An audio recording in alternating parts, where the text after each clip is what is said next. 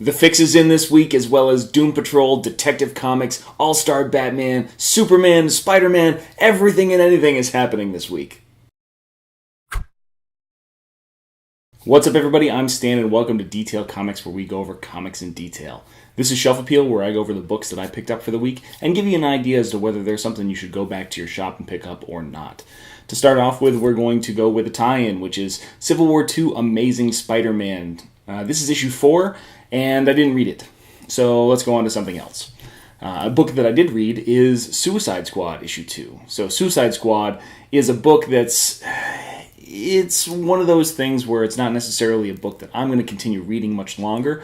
Overall, the art is very good. I like the art, and this saw the return of a villain from the Phantom Zone, as well as the complete evisceration of one of the members of the Suicide Squad. But overall, I don't know. I just feel like it's a bit lacking for me in some respects. So it's a book that, maybe I'll stick around for another issue or two, but it's probably not something that's going to be in the long haul. However, there is a book that I am warming up to, and that is Deathstroke. So this is Deathstroke issue number 2, and this is really the third issue because the Rebirth issue led directly into this series. And we see a little bit more information leak out regarding what happened to Wintergreen, who was involved, and then we get a really cool reveal of this, silver-maned little fox who happens to look a lot like Deathstroke. So definitely an interesting book that Christopher Priest is writing very well, and I've never wanted to read a bad guy be bad so much. So definitely props to him for that. Another book I want to give props to is Hal Jordan and the Green Lantern Corps. So this is issue number 4, and this is where we see divergent paths for all the different Green Lanterns. We got John Stewart, who's kind of taking control of the Green Lantern Corps, Guy Gardner, who was sent out into space to try and find out what the hell's going on, and then Hal Jordan, who has kind of resurrected himself. So it's they're all in different situations, and we see the mounting of a rescue mission to go out and get their Green Lantern friends. But nobody knows that Hal Jordan's alive, so who's really taking care of him?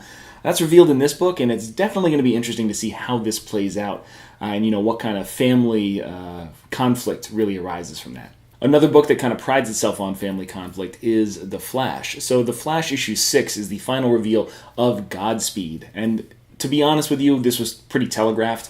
I had a very strong inclination when The Flash first came out that this was going to be the character that ended up being Godspeed, and they tried to throw some misdirection in there, but still relatively obvious. The most interesting thing about Flash, which is a book that I'd highly recommend for folks, is the fact that we're playing with how death is kind of like an important thing for Barry Allen and Wally West, and it's something that is extremely recognized by Godspeed. And I thought that was kind of funny. It kind of took a very common theme of the Flash books and kind of turned it on its ear a little bit. So definitely some props to Joshua Williamson for doing that. Good book, definitely one to pick up. Another book that you want to pick up for how it deals with family and things like that is Spider-Man. So Spider-Man issue 8 is the tie-in to Civil War II, and we see a very cool scene between Luke Cage, Jessica Jones, and Miles Morales on the top of a building where they give him some professional courtesy and basically tell him how bad he is at being Spider-Man and keeping his stuff secret.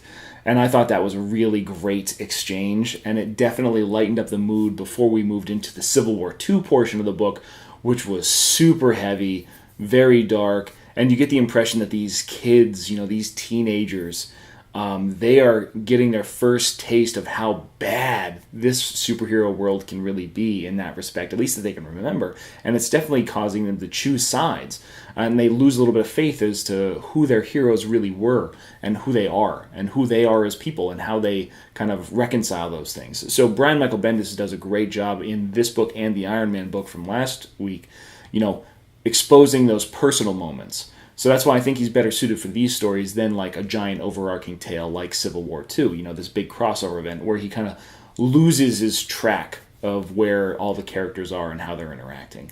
Definitely a good pickup, especially if you want to get a little bit more personal involved story in the Civil War II timeline. So while we're on the topic of Marvel, let's talk about Black Panther number 6. So I've been a fan of the Black Panther series since it came out because I was really excited for what Ta-Nehisi Coates was really going to bring to the story. Overall, though, I can see how some criticisms have been flung at this book as not being an actual Black Panther book. Ultimately, it's showing a hell of a lot of the Dora Milaje. There's a heavy influence on where Shuri is in her, journey of self-awareness. The perspective of Black Panther, T'Challa is not like a extremely powerful figure. He holds court, he holds office, but ultimately he's being a little bit lackluster in his kingly duties. And I hope that that's part of the narrative, and it's just a means of kind of like dethroning him so that way he can rise up more successful at the end. But ultimately, it definitely makes me interested to see where the entire series goes. This could be one of the best storylines that's written for Black Panther, or it could be something that falls on its face. And, we're only at the halfway point, so there's only time will tell. A book that I could possibly see falling on its face, but mostly because it's drunk or high, is definitely The Fix, issue 5. So The Fix, issue 5 shows us kind of a little bit of insight as to what happened in the issue 3, which was an absolutely insane issue, and this one still is more of the same. Nick Spencer is writing a very serious commentary, well, more satirical than anything, of how like LA and politicians and all that kind of stuff.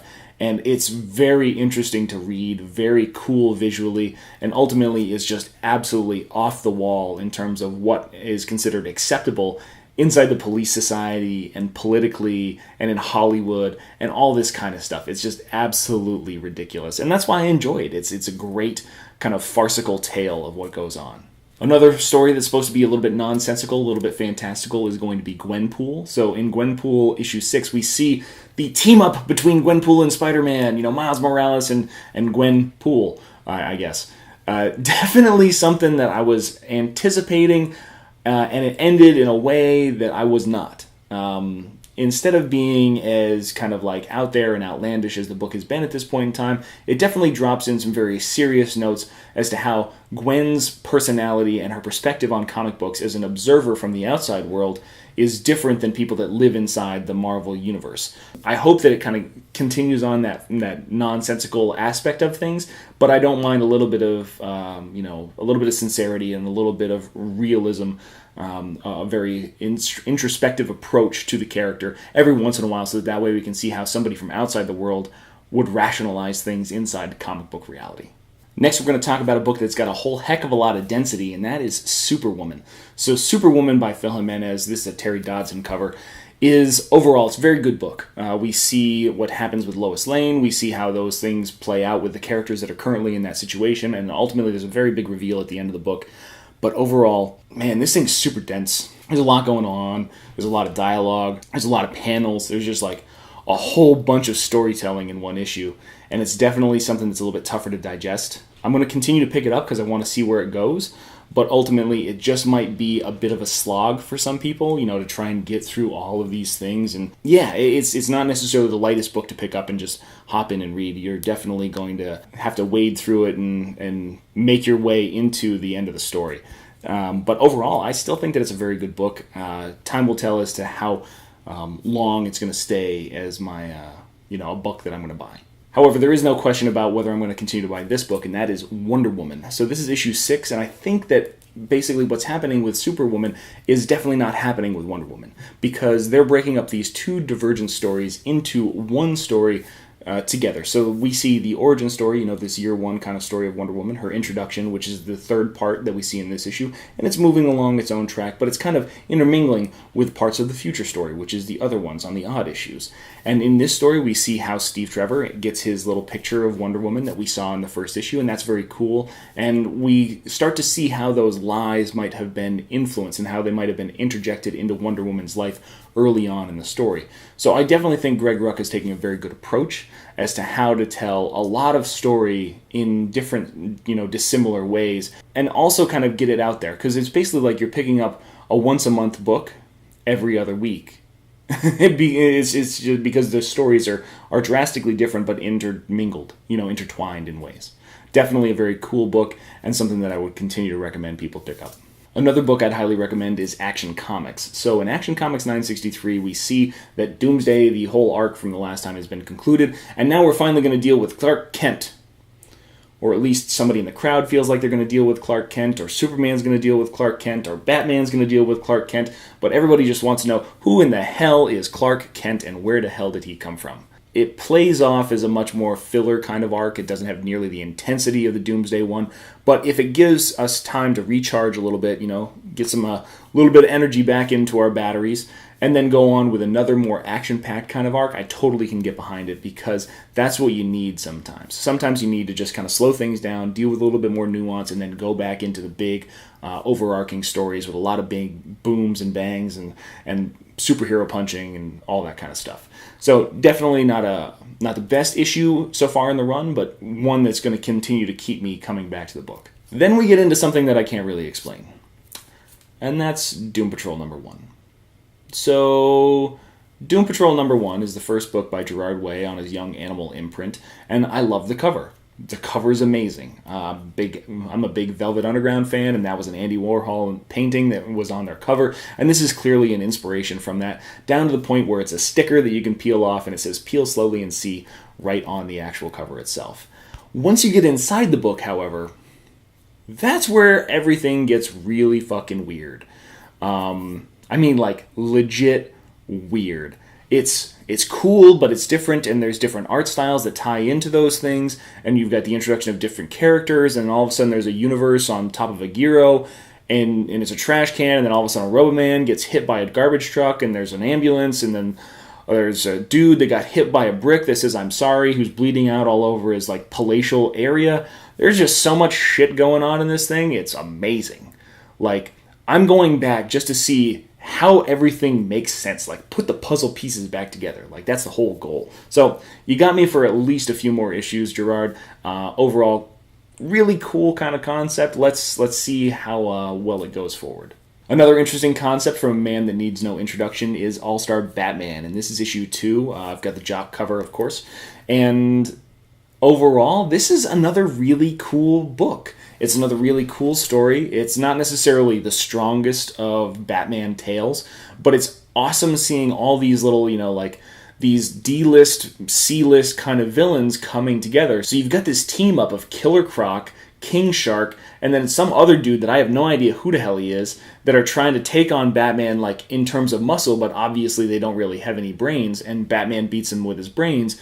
And then you've got 2, like, kind of poisoner ladies that are chilling on the train. There's just so much stuff going on in this. Over this time span for All-Star Batman, there's going to be so much action packed into this 5-6 day, whatever the hell day road trip that it's going to take to get Two-Face to wherever he needs to go. So I'm interested to see how this whole thing plays out. Romita's art is very good. I'm never really been a huge fan of Romita, but it definitely has its place. And then you've got these secondary backup stories that are going on the back of the books, which are very cool. But overall, while it might not be a continuity kind of thing, it definitely feels like a pretty good ride. Another really cool ride is The Black Monday Murders by Jonathan Hickman. And we see more. We see more depth. We see more story. We see more symbolism. We see more involvement of the occult and money. And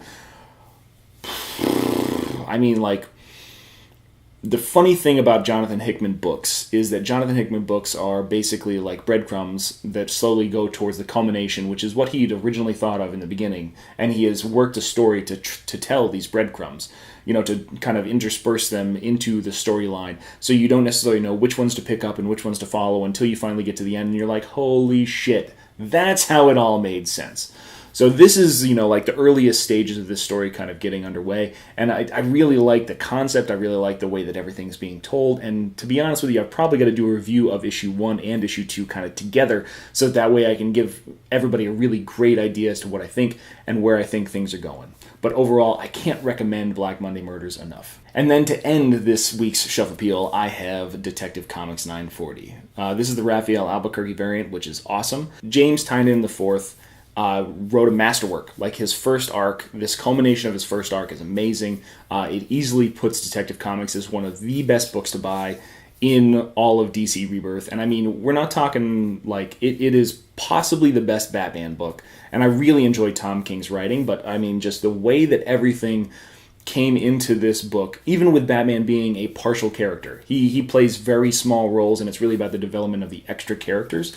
I mean, he got us so set up for what was going to be this culmination, and it's just like, And it's like, hell yeah, Red Robin. Tim Drake is going out there and he's kicking ass. He's blowing up all these drones and he's got it taken care of. And then all of a sudden Wave 2 hits and he's got acceptance. And then everybody else has got this emotional, arcs that are kind of going on. And then Batman finally realizes what Tim Drake was going to do. He was going to, there was so much to just pull at your heartstrings. And then all of a sudden, DC Rebirth steps in.